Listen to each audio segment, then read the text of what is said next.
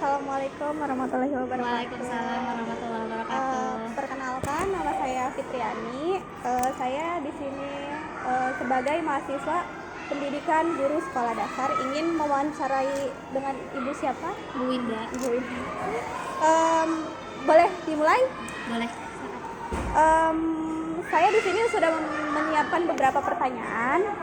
Untuk yang pertama itu, bagaimana pembelajaran bahasa Inggris di sekolah dasar, khususnya berarti di kelas 2 ya Bu ya? Iya. Kalau sebenarnya pembelajaran dikarenakan kita swasta ya, kan kalau misalkan negeri terkadang nggak ada pelajaran bahasa Inggris ya, karena kayak muatan itu kan. Nah, dikarenakan kita sekolah swasta, sudah jelas dari kelas 1 sampai kelas 6 tuh ada bahasa Inggrisnya. Cuman di sini kan tidak semua anak kelas 1 ataupun kelas 2 itu udah pintar baca, udah pintar menulis. Jadi tidak semuanya gitu kan. Tapi walaupun memang banyak yang bisa, cuman kan kita di sini tidak semuanya bisa. Nah, pembelajarannya itu ya memang sedikit banyak tantangannya. Jangankan bahasa Inggris, pembelajaran yang biasa aja kan mereka antara pemahaman, antara kayak menulis dan lain-lainnya butuh proses.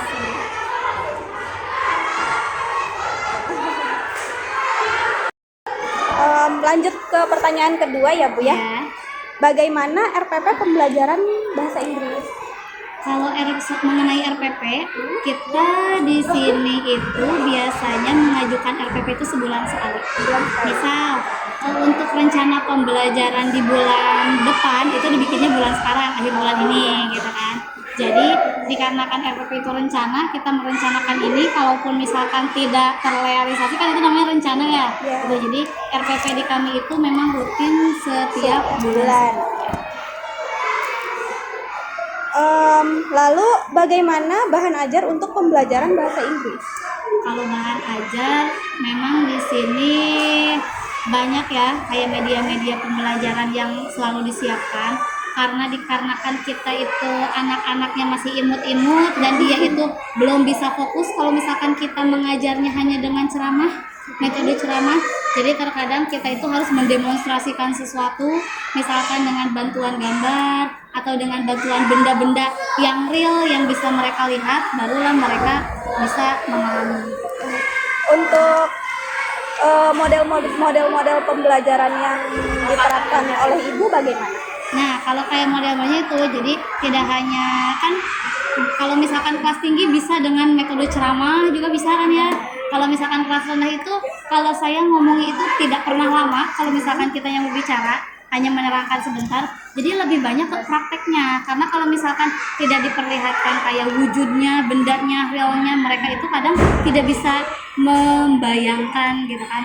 Nah, atau misalkan dengan kayak dikte atau misalkan, jadi tidak hanya ulangan tertulis saja yang selalu saya ini, misalnya karena tidak semua anak yang hobi menulis biar nilainya merata gitu kan. Jadi ada yang mereka suka prakteknya, dia itu lebih suka mengeluarkan inspirasinya lewat suara atau misalkan lewat berbicara gitu kan, atau bisa juga lewat tulisan, lewat gambar dan lain. Untuk yang terakhir, bagaimana tantangan Ibu selama mengajar bahasa Inggris? Tantangannya sih sebenarnya bukan di materinya ya, karena kalau materinya kelas 2 kan masih gampang, masih mudah. Sebenarnya tantangannya itu lebih ke mendisiplinkan anaknya. Bagaimana caranya supaya anaknya masuk ke dunia kita ketika kita itu mau memulai mengajar mereka.